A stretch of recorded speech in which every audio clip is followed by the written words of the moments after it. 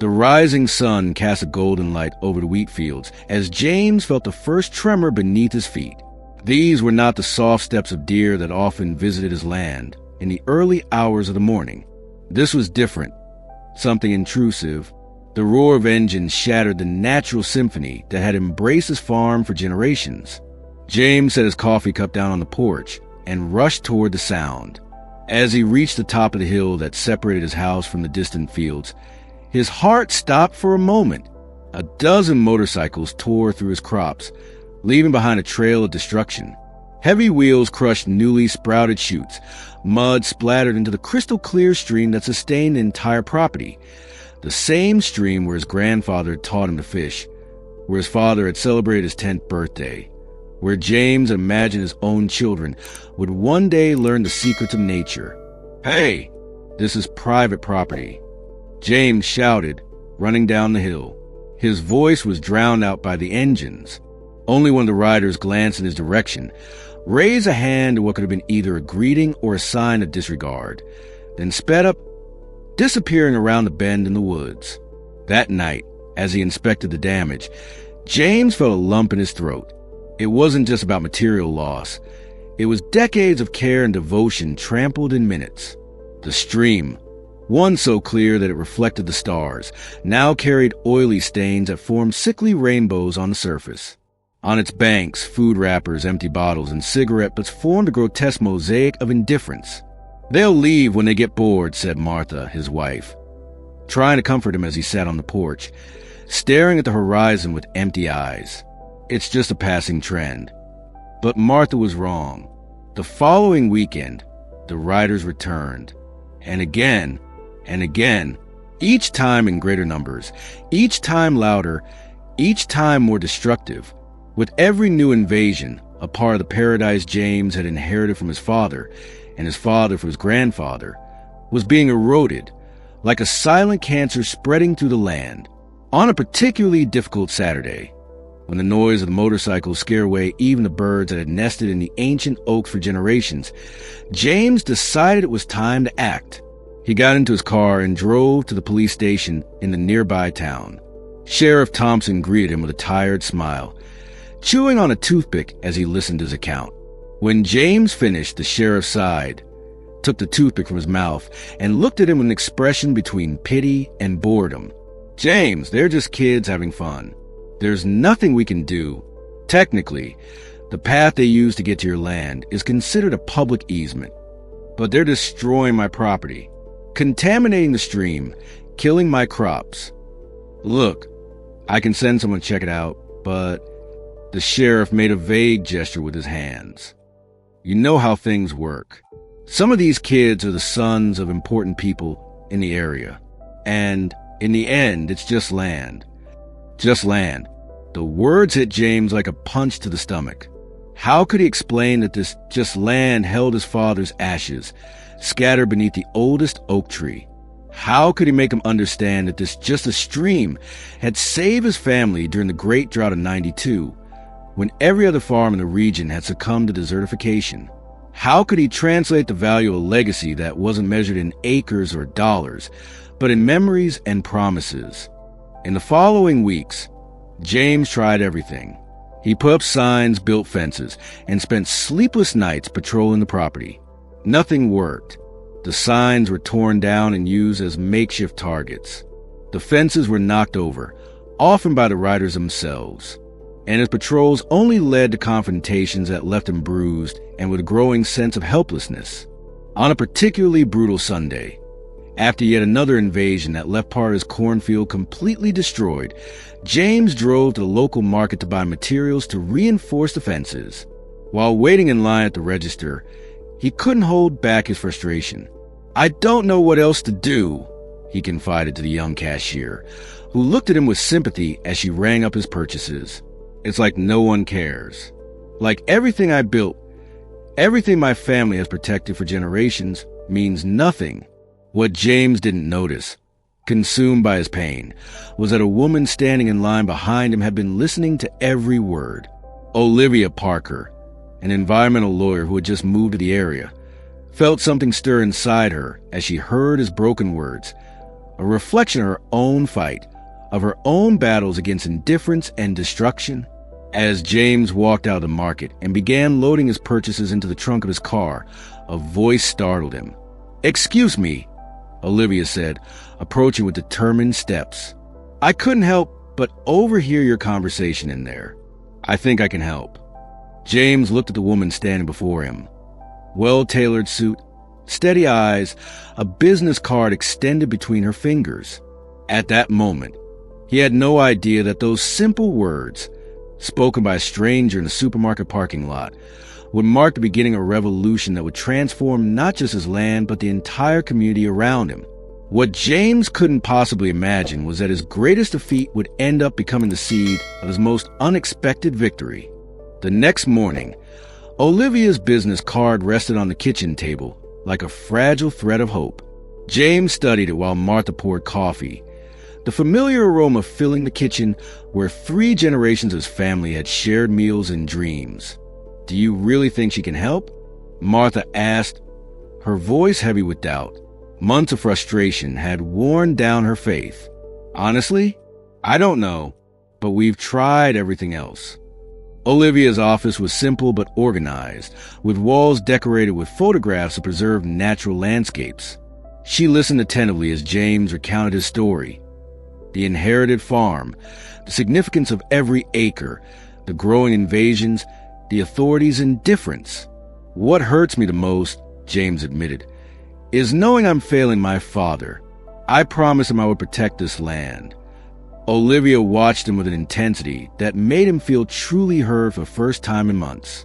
"James, what's happening isn't just a personal problem. It's an environmental crime." Her fingers moved across the keyboard, pulling up laws on property rights and environmental protection. That stream running through your land is part of a water network that sustains the entire region. The contamination affects the entire local ecosystem.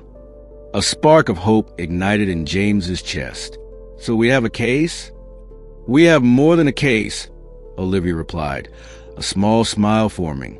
"We have a cause." In the following weeks, Olivia became a constant presence on the farm, documenting every damaged area, collecting water samples, photographing the trails of destruction. On a particularly hot afternoon, as they walked near the contaminated stream, she asked, "Why have you never sold the property? With the expansion of real estate developments, it must be worth a fortune." James led her down a path to a small clearing where a majestic oak tree stretched its branches like protective arms. At the base of the tree, a simple wooden plaque bore the names of generations of his family. "My great-great-grandfather planted this oak the day he bought this land," he explained, running his fingers over the rough bark. "He came to this country with nothing, worked in mines until his lungs started failing.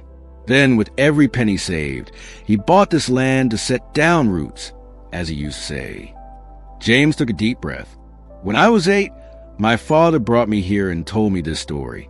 He said our wealth wasn't in how much money we could make selling the land, but in how long we could protect it."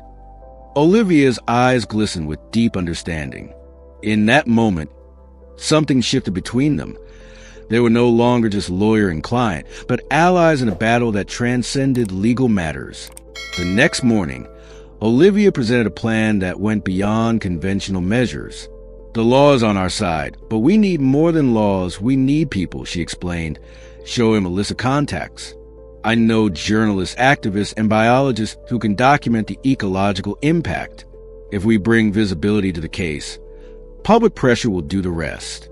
James hesitated, uncomfortable with the exposure. "We've always handled our problems discreetly in this family." "Sometimes silence is injustice's best friend," Olivia replied softly. "Think about it. How many other farmers are facing the same problem? Suffering in silence? Your story could give a voice to many." Those words struck something deep inside James. "All right," he finally agreed. "Let's do it." That evening, as Olivia left with promise to return, James and Martha remained on the porch. The distant hum of engines could still be heard. But for the first time in months, it didn't trigger that same feeling of defeat. "You know what I like about her?" Martha asked, her eyes following Olivia's car. What? She doesn't just see an interesting legal case. She sees what we do. Something alive, something worth protecting. The phone rang, interrupting the moment. Seconds later, Martha returned with a shocked expression. It was Olivia. She just made some calls. Tomorrow, a group of journalists and activists will be here. It's time to turn our private fight into a public cause. James felt a knot in his stomach, a mixture of fear and hope. The next sunrise would bring more than just a new day. It would bring the beginning of a battle that could forever change the fate of the land he loved so dearly. The next morning brought more than just light to James's farm. By 9 o'clock, a caravan of vehicles crossed the main gate, bringing what looked like a small army of people armed with cameras, notepads, and determined expressions. Olivia led the group, her confident stance contrasting with James's visible nervousness. "You really called all these people in just one night?" James asked as they watched the activity from the porch. "When a cause is just people respond," Olivia smiled, briefly squeezing his shoulder. "Come on, let's show them what's at stake here." The morning passed in a whirlwind of activity. Journalists documented the damage to the crops. Biologists collected samples from the contaminated stream. Activists listened intently as James recounted his lonely struggle. The story was taking shape, expanding beyond the boundaries of his property. "This isn't just about one farm," Olivia declared to cameras surrounding her. "It's about the precedent we're allowing. When we turn a blind eye to the destruction of one piece of nature, we open the doors for all of it to be violated." At noon, as the group prepared for a break, the familiar sound of engines roared through the property. A group of trail riders, larger than usual, approached the area where everyone had gathered.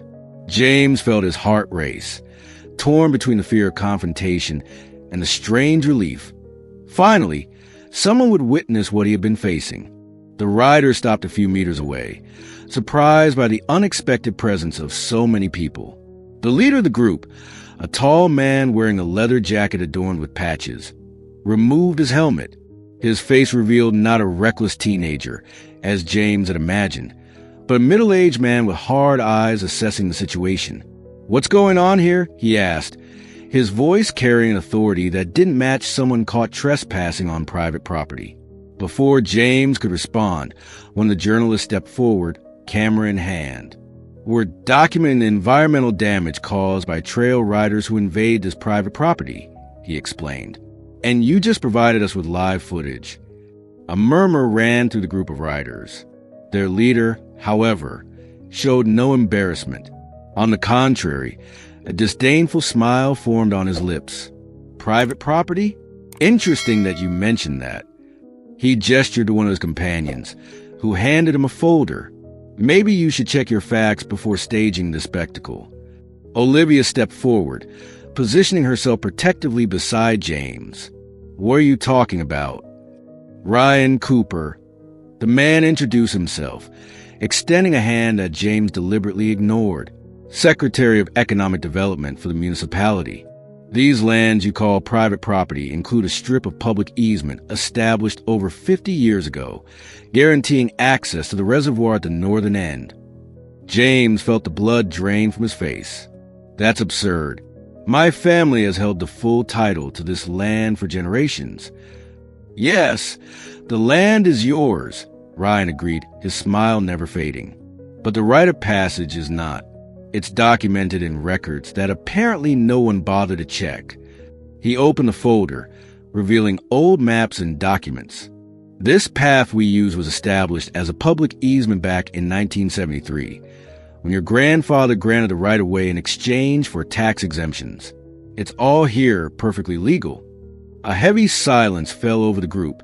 The journalists exchanged uncertain glances, some already closing their cameras.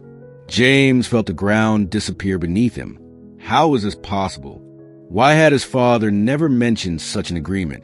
Even if this rite of passage exists, Olivia recovered first, her voice firm despite the surprise, it doesn't give you the right to destroy crops or contaminate water resources. "I completely agree," Ryan replied, to everyone's astonishment. "And that's exactly why I'm here today. to propose a solution that benefits everyone. He closed the folder and looked directly at James. The municipality is developing an ecotourism project. We need preserved natural areas, but also controlled access for outdoor activities.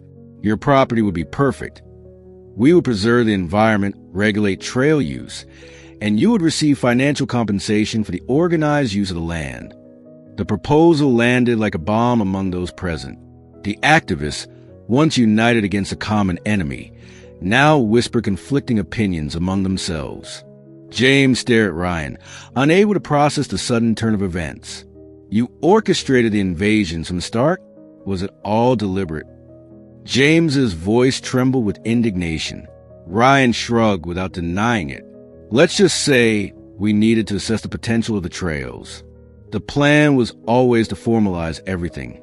Eventually, Olivia stepped forward, placing herself between the two men. That doesn't justify months of destruction and unannounced invasions.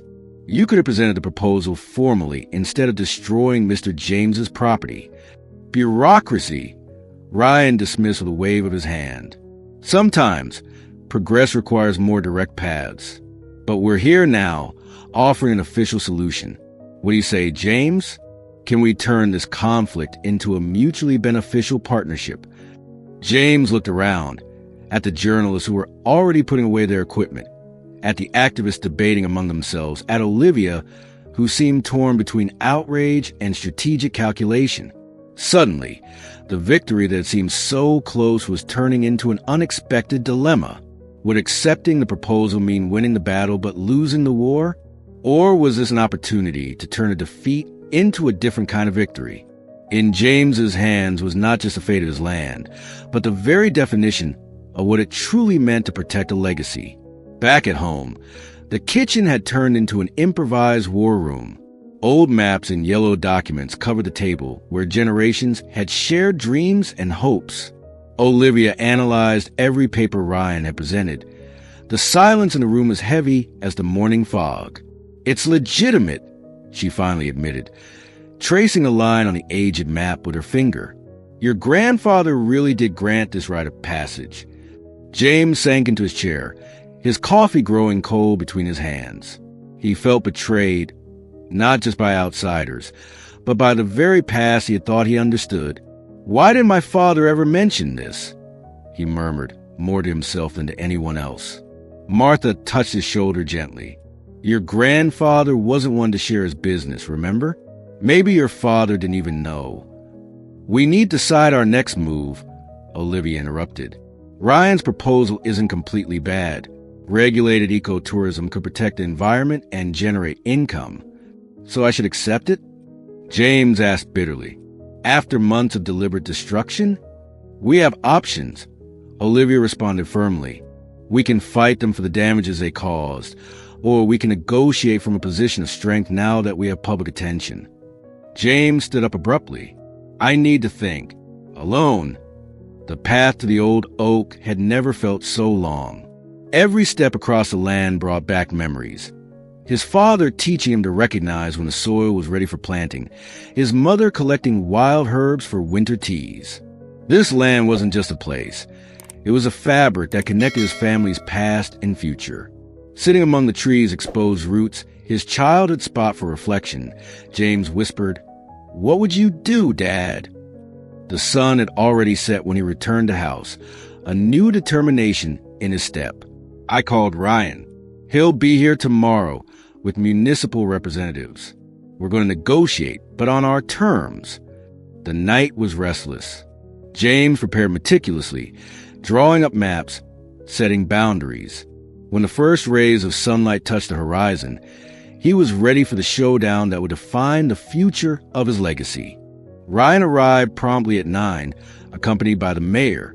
His confident smile faltered when he realized that, across the table, sat not only James and Olivia, but also journalists from the region's top media outlets and a representative from a major environmental NGO. I thought this would be a private meeting, he commented, adjusting his tie. As you yourself said, sometimes progress requires more direct paths, James replied, throwing Ryan's own words back at him. The hours that followed were an intense battle of proposals and counterproposals. The original plan called for broad access with minimal compensation and few environmental guarantees. With each point, James countered with solid alternatives, backed by the experts Olivia had recruited. As the meeting progressed, the balance of power subtly shifted. James was no longer the helpless victim, but a skilled negotiator fighting for the future of his legacy. The mayor, aware of the media coverage, increasingly sided with James's arguments. This land isn't just a resource for exploitation, James declared during a particularly tense moment. It's a living ecosystem, a part of our collective history. By the end of the day, the outline of an agreement had taken shape. A limited portion of the land would be designated for eco-friendly trails, with controlled access and fees partially allocated to conservation efforts. The stream and sensitive areas would be fully protected. A permanent commission, with James as an official member, would oversee all activities. As the last representatives left and the sky darkened, James remained on the porch, exhaustion and uncertainty visible on his face. "Did I do the right thing?" he asked Olivia. "There's no perfect answer," she replied, sitting beside him. "You protected what could be protected. You turned an uncontrolled invasion into regulated use. You made your voice heard." Martha stepped outside with a pitcher of fresh lemonade. "Your father used to say that the land doesn't really belong to us. We're just its caretakers for a short while." James nodded, a tired smile forming on his lips. "I think I understand that better now." In the distance, the sound of an approaching vehicle broke the silence. Instinctively, James tensed. But this time, the vehicle stopped respectfully at the entrance to the road, and a man waved from afar before leaving something in the mailbox. A small gesture, yet one filled with meaning. The first sign that something had truly changed. The truth comes to light. The golden rays of the morning sun were still struggling to break through the mist when James heard a soft knock on the door. He wasn't expecting anyone so early, especially after the exhausting round of negotiations the day before. When he opened the door, he found himself face to face with an elderly man with white hair and knotted hands, leaning on a handcrafted cane. "Good morning," the visitor said, his deep voice marked by time. "I'm Harold Thompson. I worked with your grandfather for nearly 30 years. James felt his heart skip a beat. He rarely met people who had known his ancestors, especially someone who seemed to carry so many stories in his eyes. "Please come in," James invited, leading the man to the kitchen where Martha was preparing breakfast. Harold politely declined the food, accepting only a cup of coffee, which he held between his hands, as if seeking warmth beyond just a drink. His eyes wandered around the kitchen with the familiarity of someone recognizing a place in the past. "I saw in the newspaper what's happening with your land," Harold began, "about the rite of passage and the town's plans." James nodded, the frustration of the past few days still evident in his expression. "I just found out that my own grandfather signed an agreement that's now being used against us." Harold took a sip of his coffee, his eyes never leaving James's. "That's why I'm here. The story you've uncovered is incomplete." Martha sat beside James, the kitchen growing thick with anticipation. "Your grandfather didn't grant that rite of passage voluntarily," Harold continued, setting his cup on the table. "He was forced to." "Forced?" James repeated, leaning forward. "What do you mean?" 1973 was a hard year for farmers in this region. A devastating drought, followed by floods that destroyed half the crops. The town hall offered tax exemptions in exchange for land concessions and rites of passage. Those who refused faced taxes so high they were impossible to pay. James's eyes widened as the realization sank in. So it wasn't an agreement. It was coercion. Harold nodded and pulled an old yellowed envelope from his pocket. "Your grandfather gave me this before he died. He said it might be needed one day. These are the original letters from the town, threatening to take his property if he didn't comply." With trembling hands, James opened the envelope, revealing official letters dated in 1973. documents proving the pressure exerted on his grandfather and other landowners in the region. The town's official seal, once a symbol of authority, now seemed more like a mark of abuse of power. Why didn't my father ever talk about this? Your grandfather made everyone promise never to mention it, Harold explained. He was a proud man. He preferred to carry that shame alone rather than admit he had been forced. But he documented everything, knowing that one day the truth might be needed. Martha covered her mouth with her hand. This changes everything, James. A new fire lit up in James's eyes. The documents in his hands weren't just old papers. They were the truth his grandfather had hidden out of dignity. The truth his father might not have even known. The truth that could now change the course of the battle he was fighting. I need to call Olivia immediately, he said, standing up. But before he could reach the phone, the sound of approaching vehicles caught his attention. Through the kitchen window, James saw a small caravan stopping in front of his house. Olivia's car, followed by a van from the local press, and, surprisingly, the mayor's official vehicle. "What's going on?" he muttered, heading to the door. Olivia walked toward him, her face lit with energy James hadn't seen since their first meeting. Beside her, the mayor looked uncomfortable, avoiding direct eye contact. "James," Olivia called out, "you need to see this." After yesterday's meeting, I dug deeper into the public records on the rite of passage. She handed him a folder with freshly printed documents. I discovered that the agreement your grandfather signed had an expiration clause.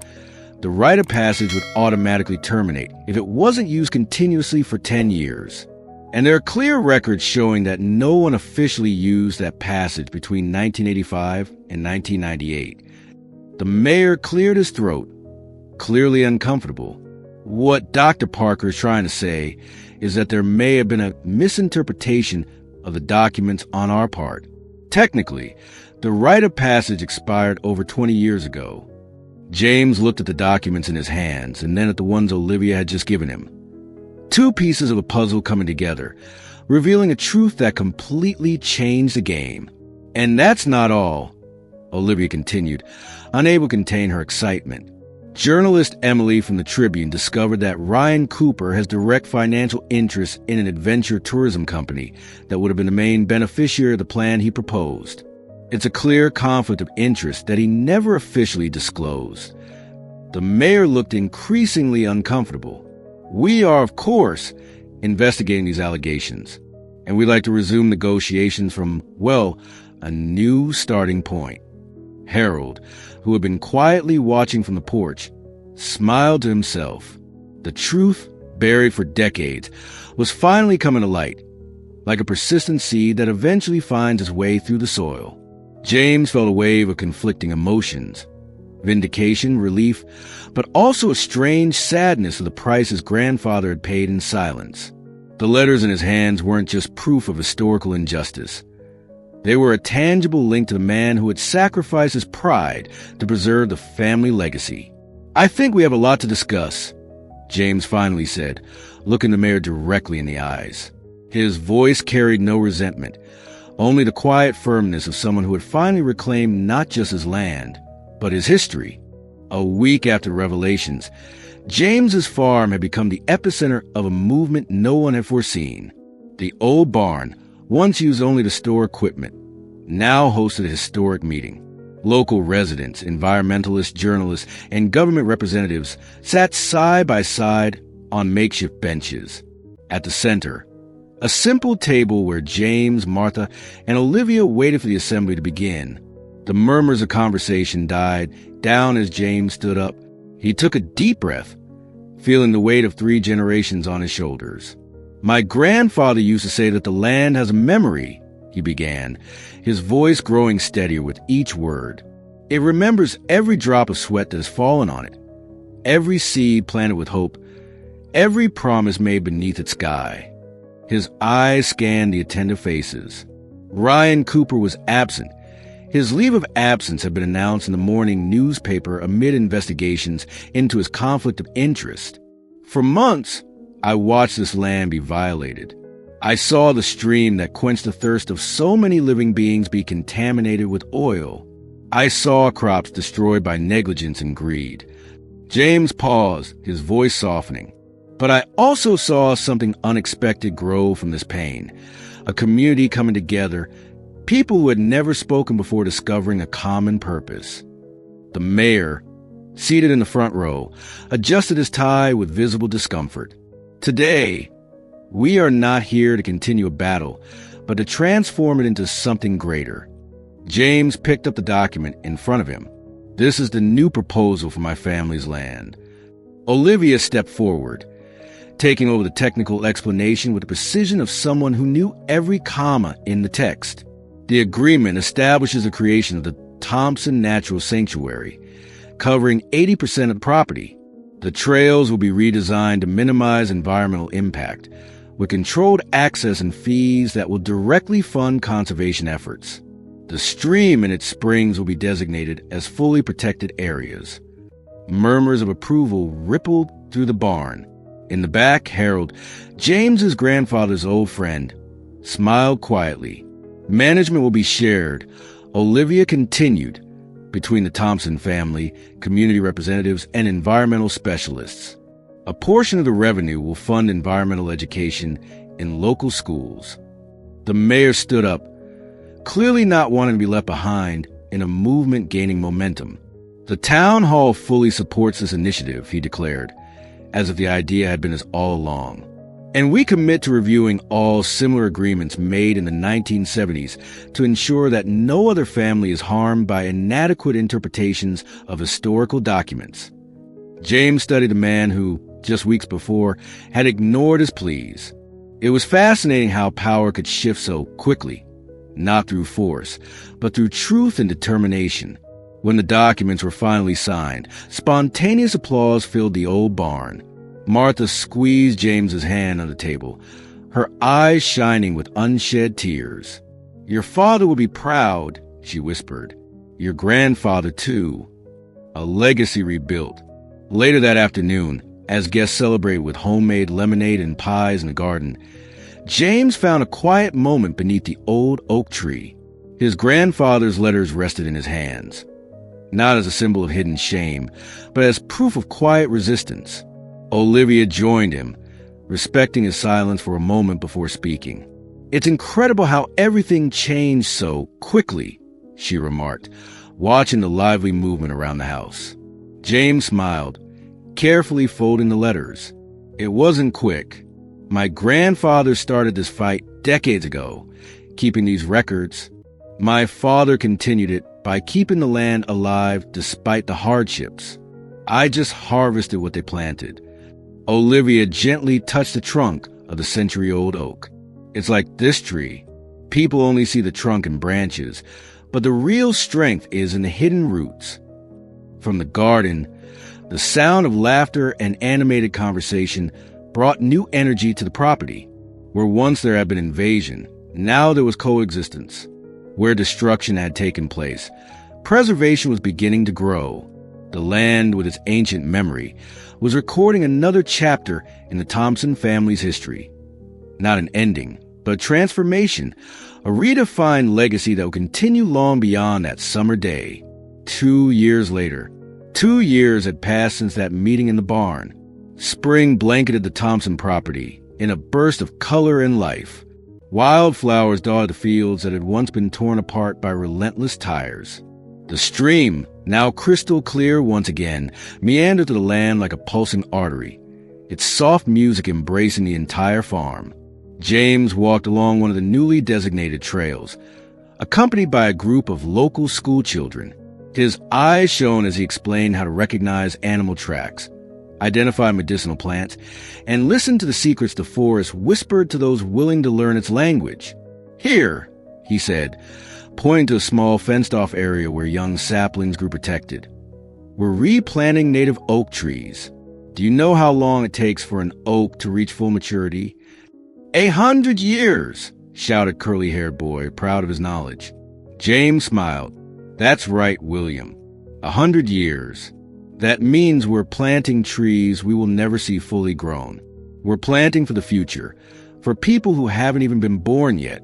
The children's eyes widened at the idea of such a vast time frame. so beyond their young comprehension. To them, a week already felt like an eternity. At the end of the trail, Martha was waiting with fresh lemonade and homemade cookies. Beside her, Olivia handed out small nature observation kits to the children. "How was the hike?" Martha asked as the kids ran toward her, drawn by the promise of treats. "Perfect," James replied. "They have sharp eyes." William identified 3 bird species I hadn't even noticed. The picnic area near the house had become a well-planned community space, with rustic tables beneath the generous shade of old trees. On weekends, entire families came to enjoy nature, walking the trails or simply resting by the stream. The same motorcycles that had once caused destruction now followed designated paths, their riders having learned to appreciate rather than dominate the natural beauty. As the children left on the school bus, James, Martha, and Olivia sat on the porch, watching the sunset paint the sky in shades of orange and pink. "I got news from Ryan today," Olivia said, breaking a comfortable silence. James raised his eyebrows, surprised. Ryan Cooper had disappeared from the scene after the investigations into his conflict of interest, moving to another city. He wrote to apologize, Olivia continued. Said he spent the last 2 years reflecting on his actions and that he'd like to make an anonymous donation to the sanctuary's education program. Martha exchanged a meaningful glance with James. "What did you say?" "I told him we'd accept the donation," Olivia smiled gently, "and that he would be welcome to visit and see what he helped create, even if unintentionally." James looked out at the land stretching before them, transformed not only by environmental recovery, but by the renewed purpose that now pulsed through every acre. "You know what I've learned in these 2 years," he reflected, his voice filled with quiet wisdom. "That sometimes we have to lose something to truly understand its value, and that sometimes what seems like a loss is actually the beginning of something much greater." Martha rested her head on his shoulder, her fingers intertwined with his. "Your grandfather knew that. That's why he kept those letters, even while keeping the secret. He knew that one day the land would find its true purpose." In the small family cemetery beneath the oldest oak tree, 2 new plaques have been added, not marking graves, but honoring the memory of James's grandfather and father. "Guardians of the Land," read the simple inscription, a tribute to men who protected a legacy without ever knowing its final destiny. Harold, now a frequent visitor to the farm, had brought old photographs that now decorated the visitor center. Sepia-toned images showed James's grandfather, young and determined, beside newly acquired land, his father, teaching a young James how to plant his first tree. A lineage of caretakers, each doing their part in a cycle far greater than their individual lives. As the city lights flickered in the distance, James murmured, watching the silver course of the stream in the twilight. "They say you can't step into the same river twice. The waters are never the same. But sometimes, I think the river finds a better path to flow." If this story touched your heart, share with us in the comments. What moment impacted you the most?